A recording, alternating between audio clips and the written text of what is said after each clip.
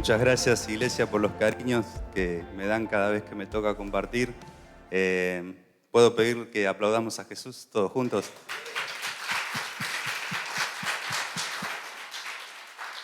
La verdad que pasamos un hermoso tiempo de adoración, de alabanza a Dios, como siempre que venimos todos los domingos, y qué bueno verlos. La verdad que ustedes deben estar cansados de ver mi rostro en la puerta a veces. Yo ya tengo un speech. El otro día me hablaba un hermano y le decía, hola, ¿qué tal? Bienvenido. Le digo, disculpame, tengo el speech de la puerta metido y no se me sale. Le digo, porque es lo que me toca todos los domingos, mayormente que estoy en la puerta y tengo que recibir a todos los hermanos. Y ya me sale naturalmente. Creo que en el trabajo también digo, hola, ¿cómo estás? Bienvenido a todos. Che, pará, no estás en la iglesia. Se me sale, le digo, perdónenme, pero es algo que tengo incorporado.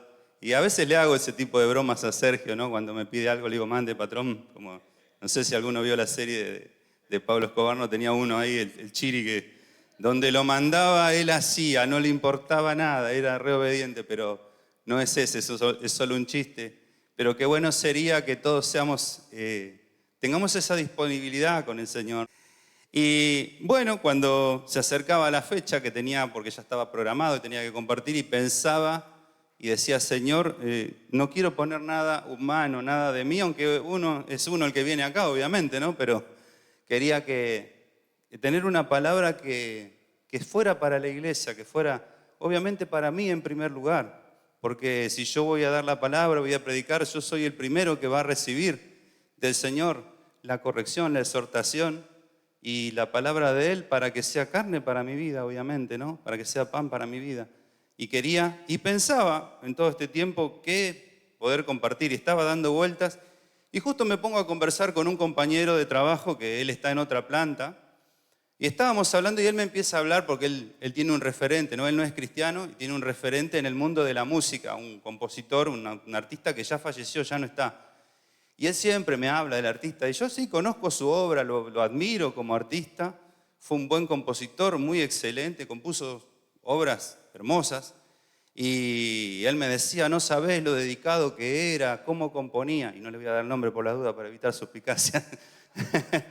Pero él me decía, no sabés qué bueno, y hablábamos así, ¿no? Le decía, sí, todo lo que dejó y la influencia que dejó para la gente que viene musicalmente hablando y como artista y como compositor. Y él me decía, la música de ahora cambió muchísimo, ¿viste? Yo, bueno, no quería hablar mucho de eso porque entiendo que yo fui joven una vez y tuve mi influencia musical, y hoy hay otra juventud que tiene otra influencia y uno tiene que ser tolerante y saber que los tiempos van cambiando y que no todos tenemos la misma influencia, como la misma ropa, como nos vestimos. Si ustedes me hubiesen visto a mí de joven, una vez fui joven, de adolescente, yo me vestía con unos pantalones todos rotos, unos buzos negros, unos pelos largos, que mi mamá me decía, te voy a cortar los pelos cuando estés durmiendo, y andaba así despeinado por la vida y hasta la iglesia iba así despeinado también. Y una vez la esposa del pastor me dice, Héctor, dejá de hinchar, cortate ese pelo que mis hijos se quieren dejar el pelo largo por tu culpa. Así que imagínense, ¿no? También influenciaba con mi manera, como yo fui influenciado por esa juventud de esa época que se vestía así y se identificaba con un género musical. En aquel entonces era el heavy lo que había. Hoy hay otra música, ¿no? Pero eso solamente por hablar. Y yo pensaba en esto, ¿no? En la influencia, y el Señor me iba inspirando cuando terminé de conversar con mi compañero, me terminó inspirando en esta conversación que había tenido con él, porque a veces hablamos también un poco de la iglesia y tiramos las influencias que tenemos, y yo decía, ¿cómo uno es influenciado, ¿no? Cuando uno es joven, busca referentes, busca cuando es niño patriotas. Mi hija, me acuerdo que tenía un toque en una época con San Martín y Belgrano, era su referente, lo veía en el colegio y tenía ese toque, vamos a decirle. Y bueno, así también nosotros cuando vamos creciendo vamos poniendo nuestros referentes en otros modelos de vida y en otros aspectos que a nosotros nos van gustando. Entonces yo pensaba y decía, ¿cuál es nuestro referente en cuanto a nuestra vida cristiana? ¿Cuál es nuestro mayor referente? ¿No? Y alguno dice, uy, a mí me gusta tal pastor, o a mí me gustaba, no sé, Spurgeon, o a mí me gusta, qué sé yo, Billy Graham. ¿no? Y así vamos poniendo referentes en nuestra vida de quienes aprendemos mucho, porque son hombres que son usados por Dios, porque no es su talento humano, más allá de que lo pueden tener, porque todos tenemos talento, pero es la presencia de Dios en sus vidas lo que marca generaciones. Y yo quería quería indagar, digo, ¿cuál es lo que más marca nuestra vida? ¿Tenemos esa transformación nosotros? ¿Qué legado dejamos a las generaciones que van a venir luego? ¿Qué es lo que estamos dejando como cristianos, como padres, como hijos de Dios? ¿Estamos dejando un legado de fe para las generaciones que van a venir? Y me fui a indagar en las Escrituras, porque quería ver a aquellos cristianos de la primera iglesia, cómo su vida había sido transformada. Habían encontrado el Evangelio y habían sido transformados completamente, tanto así que marcaron no solo las generaciones que les siguieron después de ellos, aún hoy nos continúan enseñando a través de las Escrituras cómo su vida había sido transformada por Jesucristo, por el poder de su presencia, por el Espíritu Santo y porque se dejaron moldear, porque pusieron su voluntad bajo la voluntad de Dios. Como oró una vez Jesús en el huerto, ¿no? Antes de la crucifixión y dijo, Padre, todas las cosas son posibles para ti. Recién lo cantamos, no hay nada imposible para el Señor. Si puedes que pase de mí esta copa, pero no sea como yo quiero, sino como tú. ¿Y cuántas veces tenemos que decir, yo quiero hacer esto, pero Señor, sea como tú quieres hacer en mi vida? Y quiero leer un pasaje que está en 2 Corintios 3, 17 y 18 para comenzar. 2 Corintios 3, 17 y 18. Justamente el autor de esta carta es uno de los que yo me fijé para ver la influencia que nos dejó en la vida, una vida transformada por Cristo. Y dice así, porque el Señor es el Espíritu, y donde está el Espíritu del Señor, allí hay libertad. Por lo tanto, todos nosotros que miramos la gloria del Señor a cara descubierta como en un espejo, somos transformados de gloria en gloria en la misma imagen como por el Espíritu del Señor. Cuando nosotros miramos la presencia del Señor y queremos parecernos a Él, Él es nuestro referente en la vida, Él es nuestro máximo exponente, somos transformados y reflejamos la imagen del Señor a otros. Reflejamos esa imagen que puede transformar las vidas. La gente que no conoce a Cristo, la gente que no viene a la iglesia, la gente que no es evangélica, no es cristiana, la Biblia que va a leer es a nosotros mismos. El apóstol Pablo va a escribir, ustedes son cartas abiertas. Y esa es la mayor influencia que podemos tener. Una vida transformada por la presencia del Señor Jesús en nuestra vida. Una vida completamente cambiada. Y me fui a leer el libro de los Hechos, el comienzo de todo, cómo comenzó la iglesia, ¿no? Cuando Cristo ascendió a los cielos, en el capítulo 1, versículo 8, les dijo, quédense hasta que sean investidos de poder, hasta que venga el Espíritu Santo sobre ustedes y me serán testigos en Jerusalén, en Judea, en Samaria y hasta lo último de la tierra. Y ellos obedecieron al Señor, se quedaron hasta que fueron investidos de poder y la presencia del Espíritu Santo se hizo visible en cada uno de ellos, no porque lo pudieran ver, sino porque transformaba su vida y hablaban y predicaban y difundían sin temor el Evangelio del Señor Jesús. Y gran multitud comenzó a ser añadida y en un día se convirtieron 5.000, al otro día se convirtieron 3.000 y así uno decía, qué polenta, qué explosión que había en esa iglesia. Pero también esa iglesia no había entendido el mensaje del Señor Jesús. Era una iglesia que solo evangelizaba a judíos, se quedaba solo en Jerusalén, estaban cómodos, no querían salir.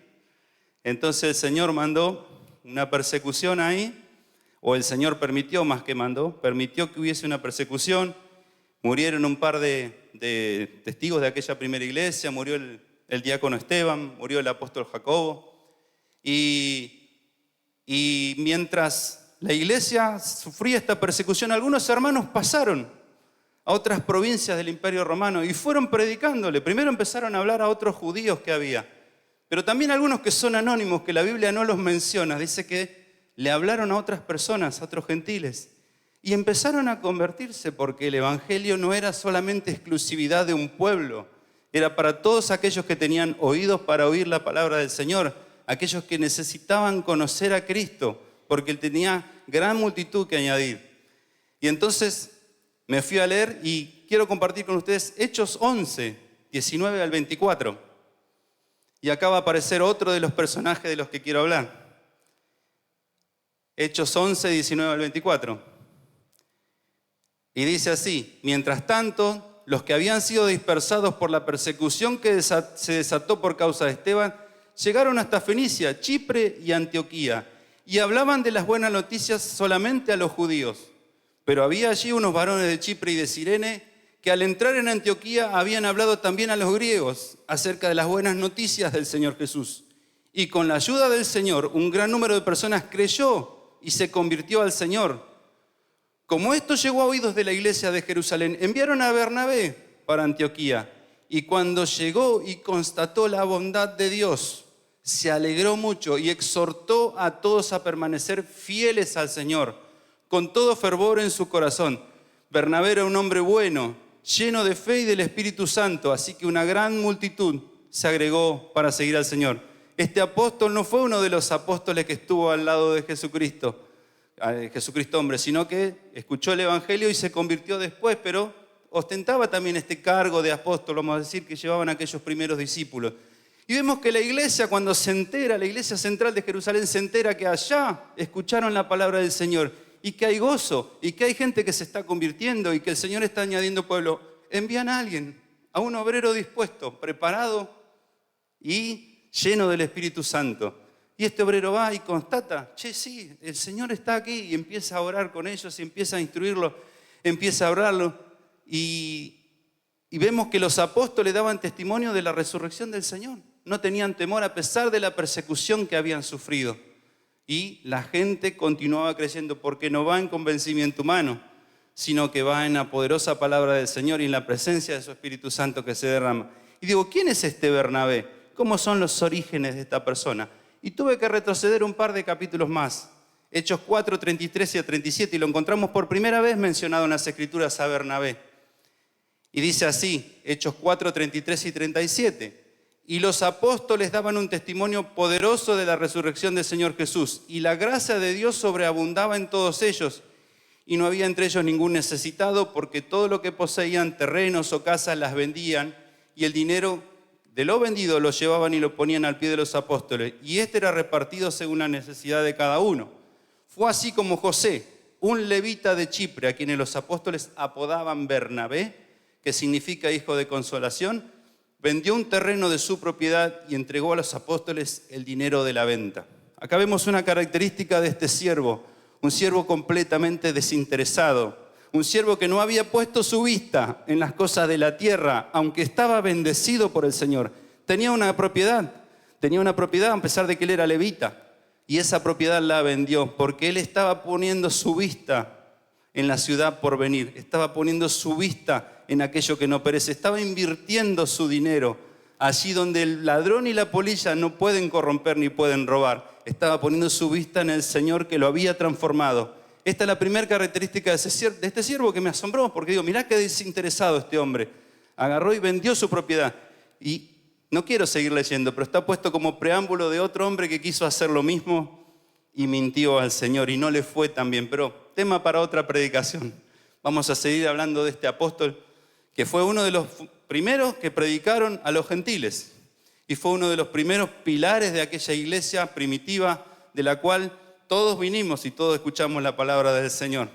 Y observo que era un hombre desinteresado, un hombre que a pesar de la persecución que había en la iglesia, él estaba dispuesto a predicar, a poner su vida en riesgo por el Señor, porque había sido transformado. Y esa transformación era más fuerte que el temor que podía tener, y hablaba, y lo precedía, y instaba a que comparta al Señor. Y tenía una gran responsabilidad, porque se ocupaba de las necesidades de los demás. Responsabilidad, algo que hoy no está muy bien visto, ser responsable, ¿no? Tener compromiso con el Señor. No solo con el Señor, sino tener compromiso en el trabajo, ser una persona responsable. Son valores que están en desuso hoy.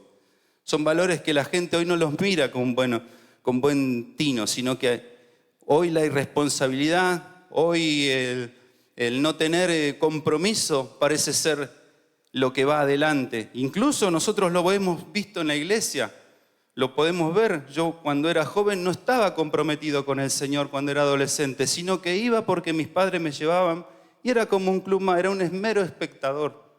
estaba sentado ahí y era expectante de todo lo que había. No tenía compromiso en mi vida. Mas cuando el Señor empezó a trabajar conmigo, empecé a sentir esa carga, ese compromiso que había, porque el Señor estaba transformando mi vida y estaba cambiando todo aquello que a Él le desagradaba.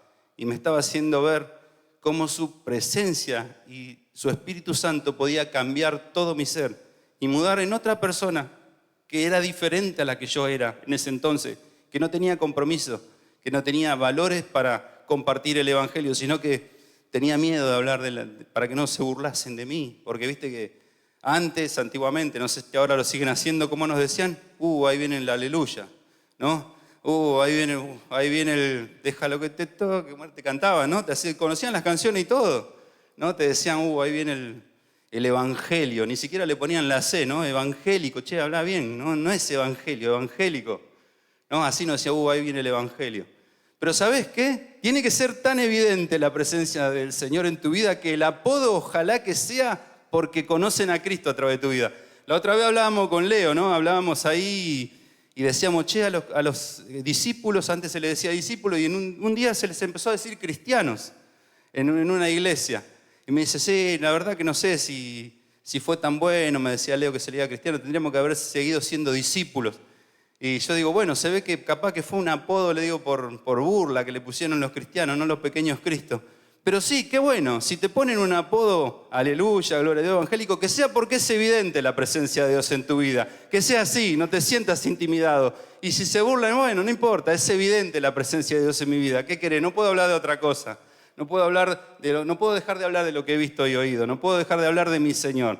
No puedo dejar de hablar de Él que me transformó, que cambió mi vida, que me mudó en otra persona completamente distinta. Y soy un agradecido de Él, que sea así. Y me acordaba de eso que hablamos con Leo, digo, qué bueno sería que lo incluya en lo que voy a compartir, porque bueno, estuvimos conversando en un culto allá atrás y estuvimos hablando de eso y de todas las cosas, ¿no? De la responsabilidad, de cómo uno cuando viene al camino del Señor es cambiado. Y un poquito más adelante, en el libro de Hechos, en el capítulo 9, versículos 17 y 22, vamos a ver la vida de otra persona, el otro apóstol en quien hoy quiero centrar mi mensaje, aparte de Bernabé. Saulo de Tarso, más luego conocido como Pablo. ¿No? Todos conocemos la historia, que él era una persona que odiaba a los cristianos, tenía cartas de poder para poder llevarse detenido a la gente, echarlo en la cárcel, los perseguía. Era como no quiero dar nombre, pero era como un tipo que venía a la iglesia y te chupaba, ¿no? Te secuestraba. Buscaba a todo aquello que ¿quién es evangélico acá? Listo, vamos detenidos, ¿no? Así te llevaba. Y camino a Damasco se le aparece el mismo Jesús a él y le habla, ¿no? Y él queda ciego en esta experiencia, este encuentro que tiene con el Señor. Y él va a la ciudad de Damasco y hay un discípulo ahí, siempre hay uno dispuesto, ¿no? a compartir y a ser utilizado por el Señor. Un discípulo que estaba ahí, el Señor le habla a Ananías, ¿no? Y le dice, Ananías, andá y orá por Saulo, porque él ha visto una visión de un hombre que viene y le pone las manos y recibe la vista, porque había quedado ciego por aquel resplandor del encuentro con Jesús. Y Ananías no quería ir, imagínate, estás loco, Señor, voy a ir a orar por me va a llevar detenido, pero que se quede ciego, mirá, olvídate. Si se llevó detenido, no sé, a fulanito, menganito, que yo lo conozco, pero ni a palo. Y el Señor le va a dar una respuesta, ¿no? Le va a decir, andá, porque instrumento escogido me es para llevar mi palabra a presencia de reyes y a presencia de mucha gente. Entonces Ananías va, y lo leemos en el capítulo 9 de Hechos, 17 y 22, que dice, Ananías fue, y una vez dentro de la casa le impuso las manos y le dijo, hermano Saulo, el Señor Jesús, que se te apareció en el camino por donde venías, me ha enviado para que recobre la vista y seas lleno del Espíritu Santo. Al momento, de los ojos cayó algo que parecían escamas, y recibió la vista, y luego se levantó y fue bautizado. Y después de comer, recobró fuerzas, y durante algún día se quedó con los discípulos que estaban en Damasco. Y enseguida Pablo, porque acá ya le cambian el nombre, ¿no? Porque Saulo era el perseguidor, se lo cambian a Pablo, es la misma persona, comenzó a predicar en las sinagogas, donde afirmaba que Jesús era el Hijo de Dios. Un cambio de 180 grados. Primero perseguía a la iglesia y ahora predicaba. Ahora agarraba y predicaba en el nombre de Jesús. Todos los que lo oían predicar se quedaban atónitos y decían, ¿acaso no es el que exterminaba en Jerusalén a los que invocaban el nombre de Jesús? ¿No es verdad que vino acá para prenderlos y llevarlos ante los principales sacerdotes? Pero Saulo iba cobrando más fuerza y confundía a los judíos que vivían en Damasco al demostrarle que Jesús era el Cristo. Un cambio de 180 grados. Conoció al Señor, su vida fue transformada y enseguida empezó a dar testimonio. Y los confundió de tal manera a los que estaban persiguiendo a los cristianos que decidieron matarlo. Y los hermanos lo tuvieron que descolgar, ¿no? Todos conocemos la historia, hemos leído que lo descolgaron de una canasta y él va a Jerusalén. Y cuando llega a la iglesia de Jerusalén, lo primero que hace es trata de congregarse, trata de juntarse con los hermanos. Y los discípulos le tenían miedo. Imagínense, este era el tipo que me llevaba detenido. Venía con el patrullero ahí a la puerta, todos adentro. Nadie se quería juntar con él. Lo vamos a leer en Hechos 9, 26 y 30. Dice, cuando Saulo llegó a Jerusalén, tuvo la intención de reunirse con los discípulos, pero todos le tenían miedo porque no creían que fuese uno de ellos. Este es un infiltrado, decían. Este está acá para venir y después, chao, olvídate. Entonces Bernabé... ¿Quién aparece otra vez? ¿Quién aparece acá? Bernabé. Bernabé se encargó de llevar a Saulo ante los apóstoles y allí les contó cómo Saulo había visto al Señor en el camino, cómo había hablado de él y con qué valor había predicado en Damasco en el nombre de Jesús. Desde entonces Pablo pudo quedarse en Jerusalén con los apóstoles y entraba y salía de la ciudad y hablaba con los griegos y debatía con ellos, pero estos dijeron, este hombre me confunde. Vamos a matarlo. Entonces, como todos lo querían matar, lo mandaron a Tarso, su ciudad natal. Y acá como que me vas a decir, che, pero ¿por qué me hablas de Pablo? Es un refugiado este. Primero los perseguía a todos y ahora resulta que hay que andar escondiéndolo porque todos lo quieren matar. Y bueno, lo que pasa es que tenía que el Señor que trabajar en su vida. Había un tiempo todavía que tenía que pasar. Las iglesias en aquel entonces tenían paz y el apóstol, bueno, tuvo que agarrar y irse a su ciudad y quedarse allá donde mucha gente no lo conocía y quedarse ahí. Pero acá vemos otro rasgo de Bernabé. Vemos la humildad de reconocer el amor que tenía por los recién convertidos. No importaba de dónde venían, no importaba su situación anterior. Él entendía que Jesús había entrado en la vida de esas personas, las había transformado y él con amor iba y los buscaba y los traía a la iglesia. Así debería ser nuestro comportamiento, así debería ser nuestra vida en Cristo. Ir a buscar a aquellas personas, ¿no? Porque por ahí viene alguna persona que no es de tu agrado, que no te gusta por su aspecto o por lo que hizo antes. Pero tenés que entender que Cristo los ama como te ama a vos, como me ama a mí. Y que tiene poder para transformar las vidas. Y es el único que puede hacerlo. ¿Y cuánto tenemos que aprender de este hombre que fue y valerosamente lo tomó a Saulo, dijo y lo trajo? Hermano, por favor, este es uno de nosotros. Él se convirtió y les habló, y ahí recién lo aceptaron. Pero yo veo a este Bernabé completamente lleno de la presencia del Señor. Primero, despojándose de todo lo que era suyo. ¿Y en quién veo esto? En Jesús. Porque dice que de tal manera amó Dios al mundo que envió a su Hijo, se despojó de su gloria, se despojó del ser igual a Dios por nosotros. Y esa generosidad es lo que debe caracterizar al cristiano. La otra vez hablábamos con Ariel. Ariel estaba enseñando en la escuela bíblica y estaba enseñando de los filipenses, estaba enseñando cómo eran generosos, cómo habían entendido la generosidad y Pablo les escribe una carta y les agradece la generosidad que tenían porque habían colaborado con el apóstol en un momento de necesidad y una y otra vez lo habían sostenido en uno de sus viajes misioneros. Y yo le decía cuando hablamos allá, ¿qué se le puede enseñar a una persona que ha entendido que la base del evangelio es la generosidad? ¿Qué más se le puede enseñar? Porque Cristo mismo es generoso, Cristo mismo se empobreció para que en su pobreza nosotros fuéramos enriquecidos. Cristo llevó nuestras heridas, llevó nuestros pecados, fue generoso con cada uno de nosotros. No estuvo mirando qué habías hecho antes de conocerlo a Él, sino que te perdonó, sino que te transformó y te hizo una nueva criatura. ¿Y qué más se le puede enseñar a una persona que entiende que la base del evangelio es generoso? Pablo les escribe, yo quisiera estar con ustedes, no les escribió así. Quisiera ser uno de ustedes, le dice a los filipenses.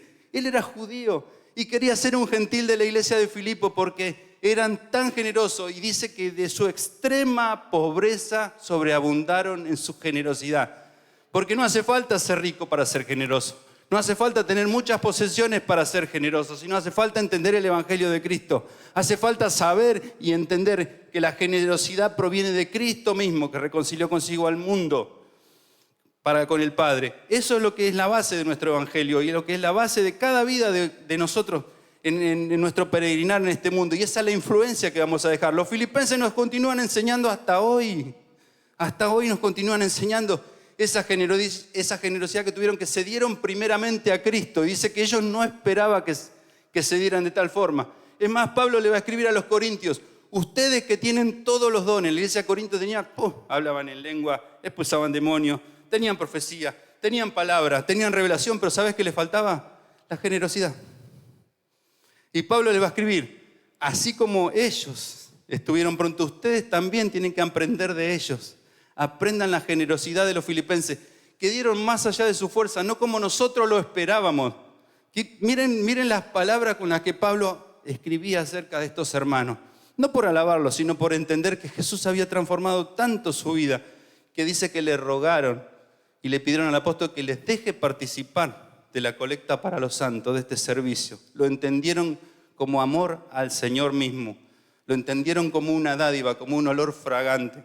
Y después le enviaron a Pablo, que estaba preso, un donativo. Y Pablo les va a decir, era el único que podía entender eso, le decía: ustedes estaban solícitos, les faltaba la oportunidad. Así que Dios me usó a mí para que yo cayera en desgracia, para que ustedes tengan oportunidad.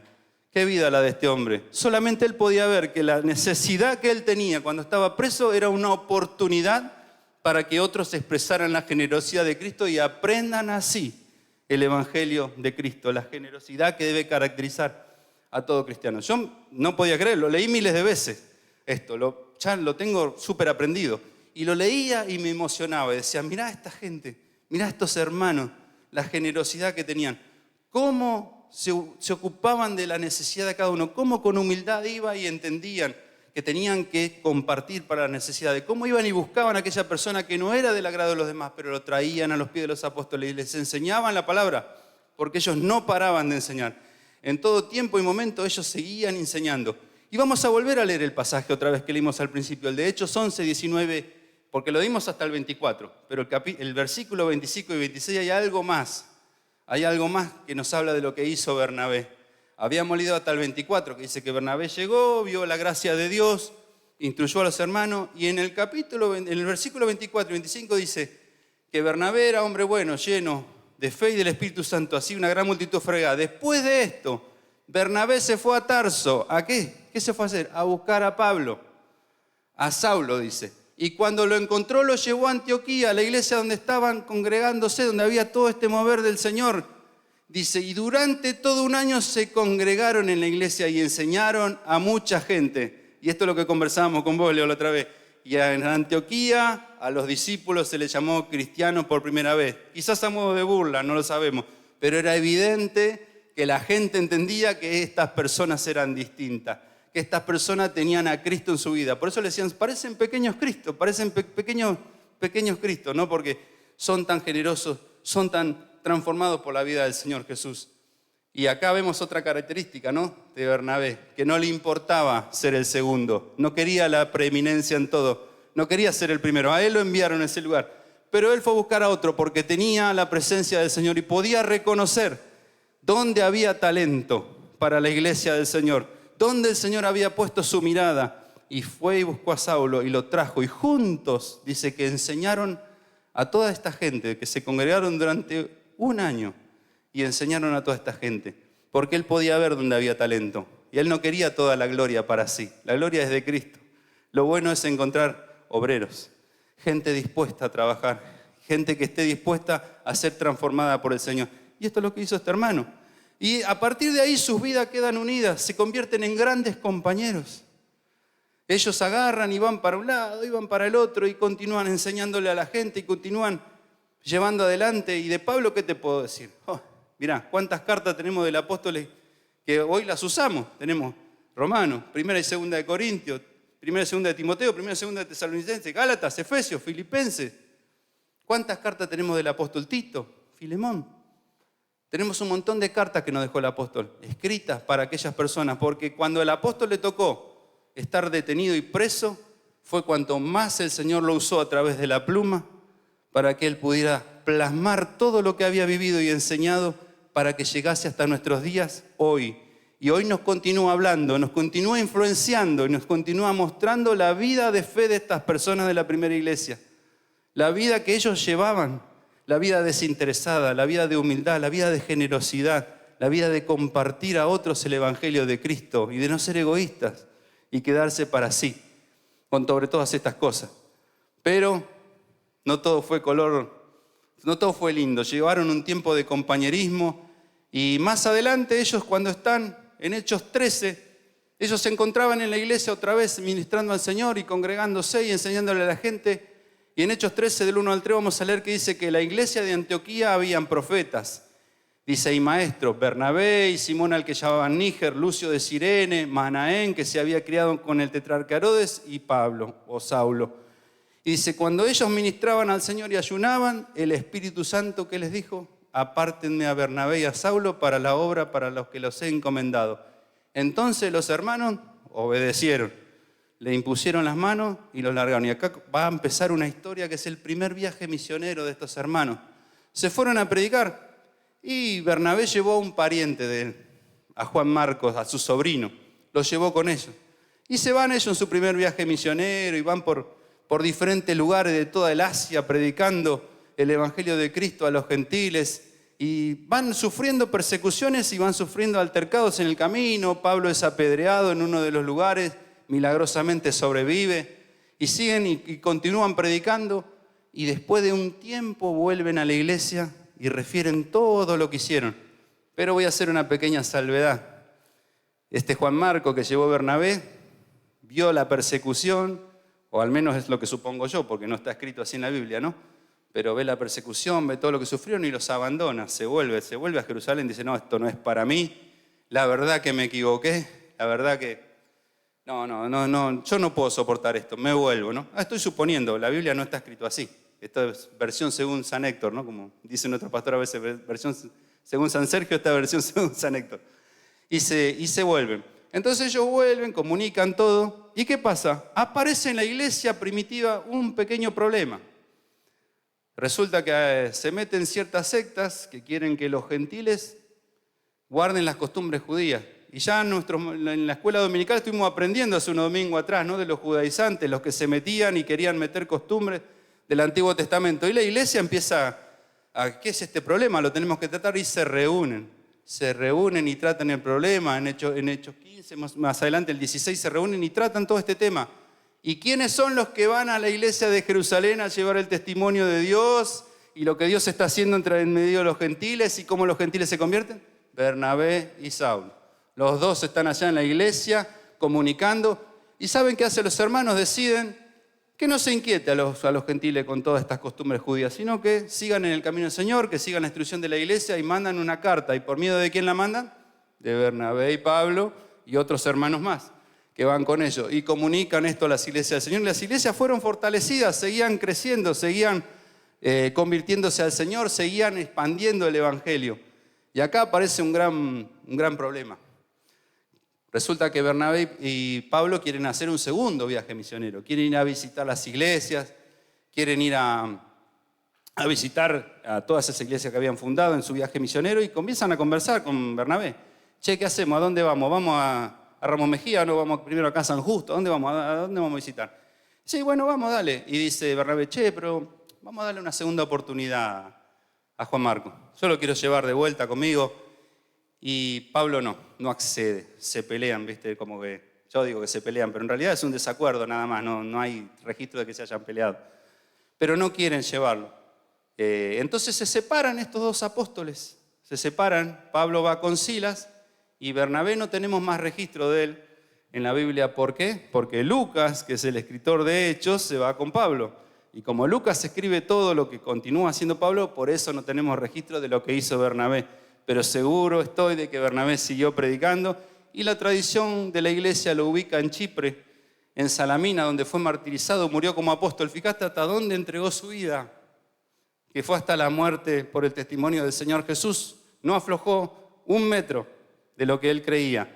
Y Pablo va a dejar testimonio después en la carta de Corintios que Bernabé trabajaba, al igual que él, que no era carga de ninguna iglesia, porque Pablo lo dejó escrito en Corintios. Bernabé y yo no trabajamos, no despojamos a las iglesias, sino que trabajamos y nos esforzamos. Así que acá tenés, mirá lo que era este hombre, valiente, desinteresado, generoso, buscaba a las personas que nadie quería y encima trabajaba. Ni siquiera era carga para los hermanos, era un ejemplo a seguir. Y Pablo hacía lo mismo. ¿Quién influyó a quién? Y no sabemos, no hay registro en las Escrituras. Pero vamos a leer cuando se separan, que está en Hechos 15, 36 y 41. Dice, Pablo se separa de Bernabé y comienza su segundo viaje misionero. Algunos días después, Pablo le dijo a Bernabé, vayamos a visitar a los hermanos en la ciudad donde hemos anunciado la palabra del Señor para ver cómo están. Y Bernabé quería que los acompañara Juan, que también era conocido como Marcos. Pero Pablo no estuvo de acuerdo, porque Juan se había separado de ellos en Panfilia y no había trabajado con ellos.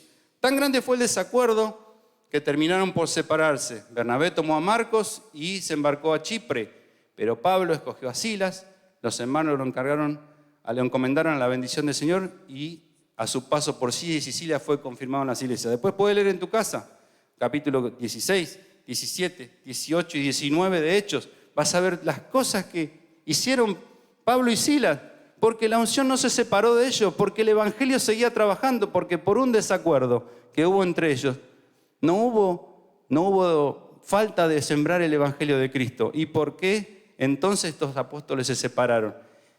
¿Por qué pasó esto? Y a veces Dios tiene que establecer su voluntad por sobre la tuya, por sobre la de uno. Fíjate que ellos habían evangelizado únicamente en Asia, continuaban en esa zona de influencia de los judíos. Y cuando se separa Pablo de Bernabé, dice que él quiso pasar a Asia a predicar la palabra y el Espíritu no se lo permitió. Pero de noche le apareció una visión de un varón macedonio y le dijo, pasa a Macedonia y ayúdanos. Y lo vimos con Ariel, la clase anterior en la escuela dominical. Y pasa Pablo y es la primera vez que la iglesia empieza a predicar el evangelio en Europa. Empieza a predicar todas esas iglesias que tenemos después, Corinto, Efeso, Filipos. Todas las cartas que tenemos en la Biblia son todas de esas iglesias donde se sembró la palabra por primera vez. En un lugar donde nunca habían escuchado el evangelio de Cristo. Empieza el Señor a establecer su autoridad y su voluntad sobre la iglesia, sobre los caminos que Él quería. Porque por ahí los hermanos todavía seguían insistiendo en que tenían que quedarse en Asia, en que tenían que seguir. No, más allá quiero que vayan. La palabra de Cristo había sido en Judea, en Samaria y hasta lo último de la tierra.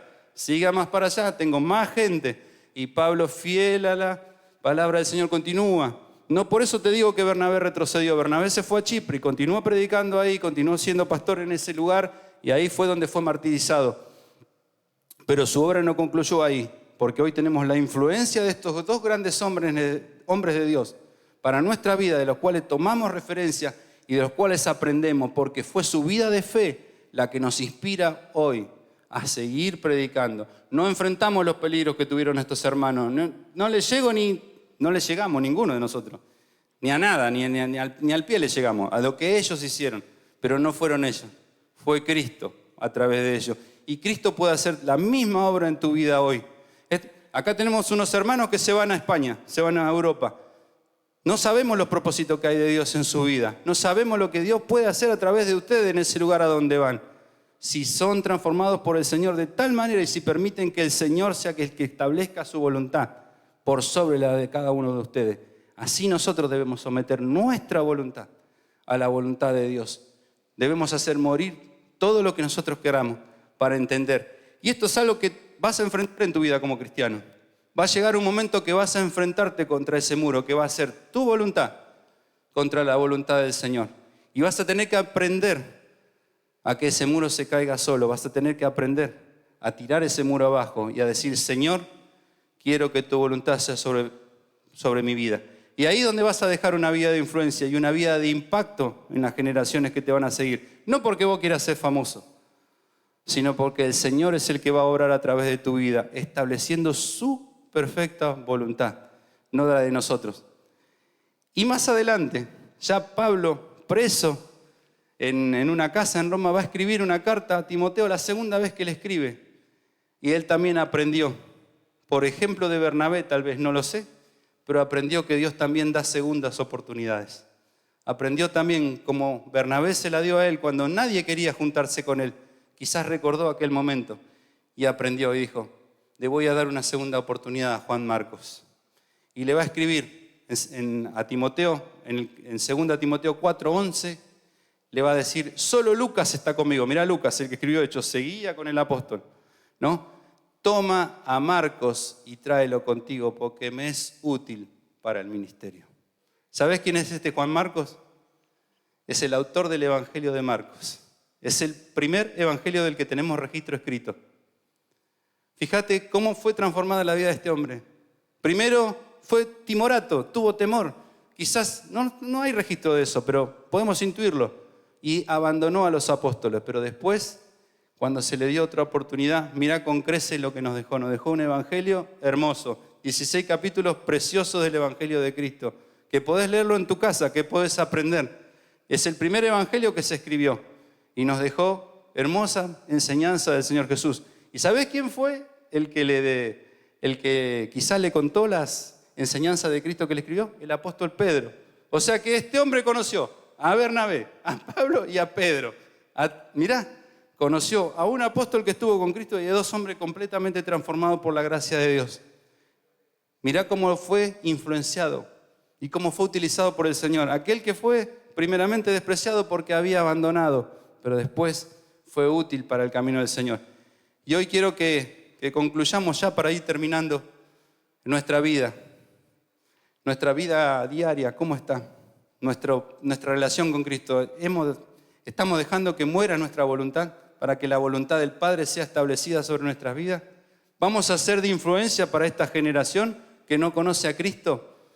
¿Vamos a predicar el Evangelio hasta lo último de la tierra? ¿Vamos a continuar enseñando? ¿Vamos a traer a aquella gente que nadie quiere, aquellos despreciados, aquellos que no tienen lugar, aquellos que todos dicen ojalá que no se congregue en nuestra iglesia, que se vaya a otra? ¿A ese lo vamos a ir a buscar? Sí, porque el Señor da oportunidad, y no una ni dos, da un montón de oportunidades. Mientras tenga vida, tenés oportunidad.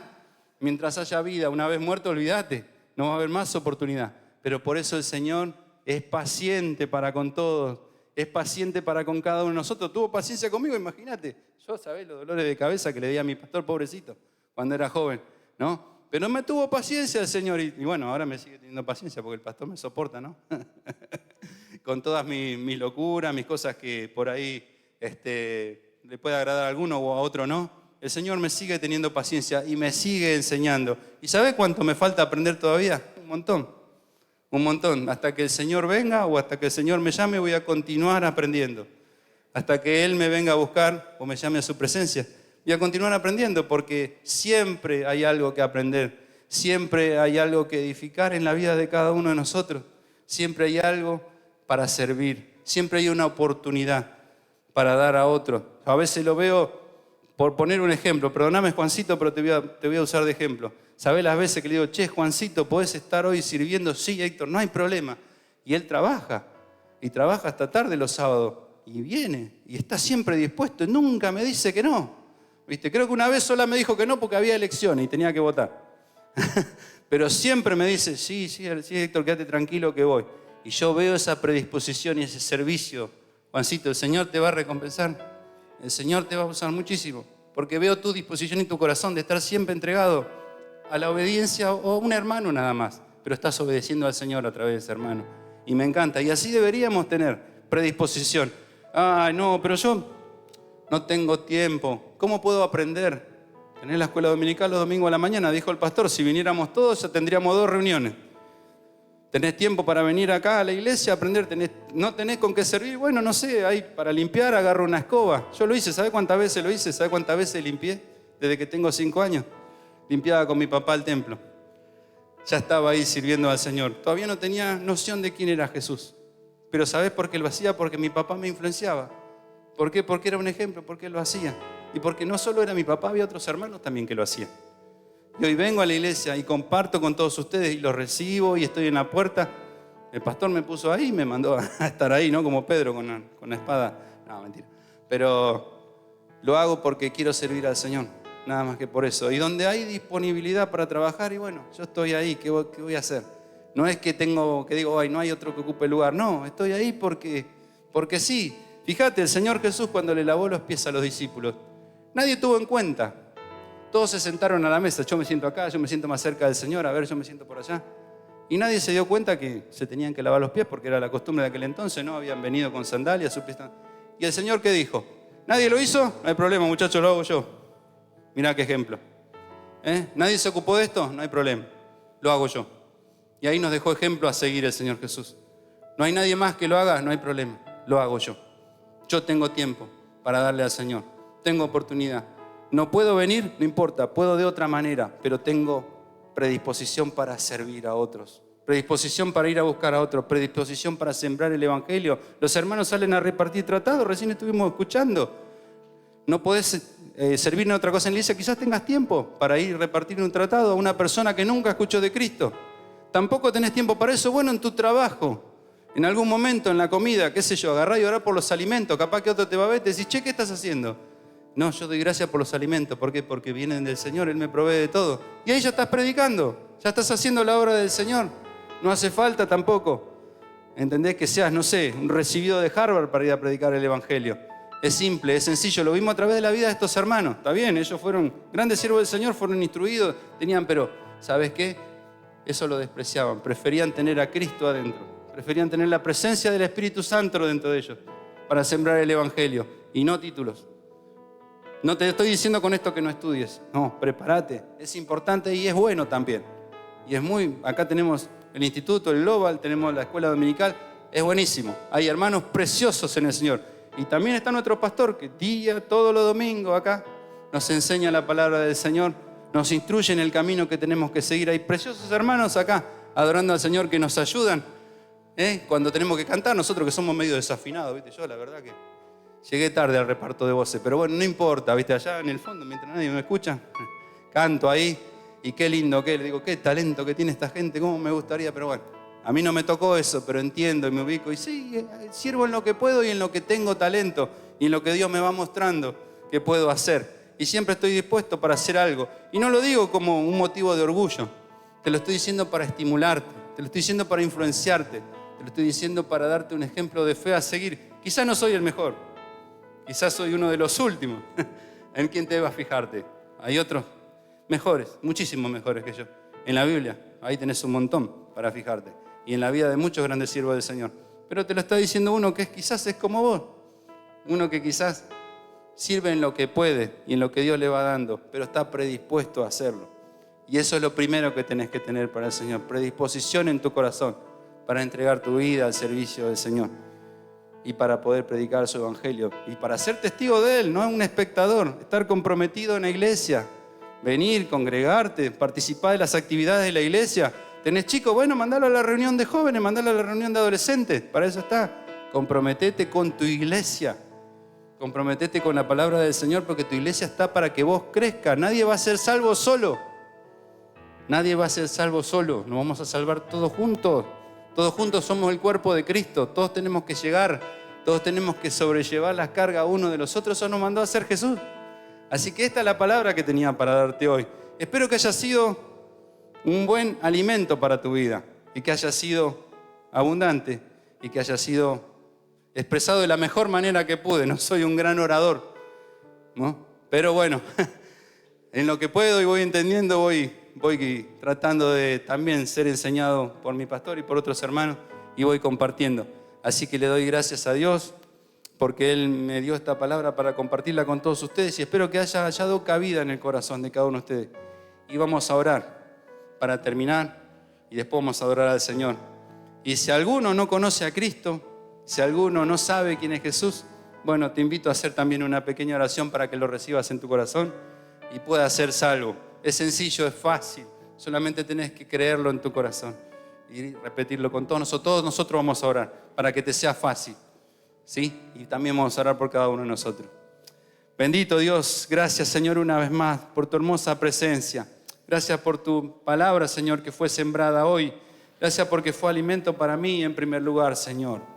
Te pido, Señor, que estés llegando al corazón de cada uno de los que pudieron escuchar, Señor, y pudieron entender lo que tú pusiste en mi corazón.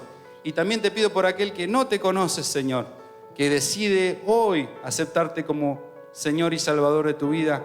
Solamente tiene que decir, Señor Jesús, reconozco que eres el Hijo de Dios y te acepto como Señor y Salvador de mi vida. En el nombre de Jesús, amén Amén, amén. El Señor les bendiga. Muchas gracias, Héctor. Le damos un fuerte aplauso al Señor en esta mañana. Te invito a ponerte en pie. Señor, gracias por tu presencia. Y gracias por tu palabra que nos ha edificado en esta mañana. Te damos la gloria, la alabanza y entregamos nuestras vidas, Señor, para que nos uses conforme tus propósitos y voluntad. Señor, gracias una vez más.